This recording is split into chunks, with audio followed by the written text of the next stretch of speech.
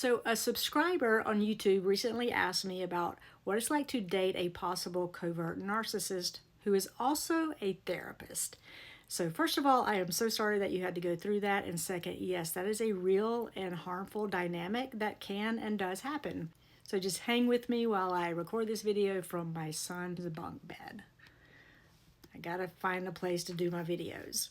So anyway, when someone with narcissistic traits also works in mental health, sometimes they can weaponize all the therapy language we usually use to help people and twist it to maintain power and control in the relationship. And oftentimes it'll sound like them saying things like, well, you're projecting, or that's your attachment trauma showing up, or you're being manipulative, or your medication must be wearing off. Instead of helping you regulate your emotions, they make you question them. So instead of ownership and repair, they make you the problem every single time.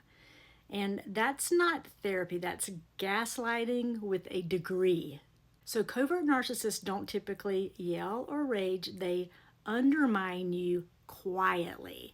So they'll undermine your confidence, they'll shame your needs, they'll label your boundaries as controlling, they'll try to isolate you from your friends and family, and they'll diagnose you in arguments in order to win the argument.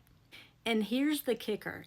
If you already doubt yourself or have trauma history, this dynamic like supercharges self-blame, and you start thinking like, am I overreacting? Maybe my communication really is the problem.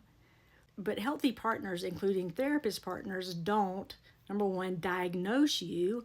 Number two, pathologize your feelings. Number three, use theory as a weapon. And number four, control the narrative of who you are. So healthy communication sounds like, I hear you, let's talk about this when we both feel calm. Not you're acting like you have disorganized attachment again. So if someone's clinical training is making you feel small, broken, or confused, that's not a personality difference, that's emotional abuse wrapped in psychobabble.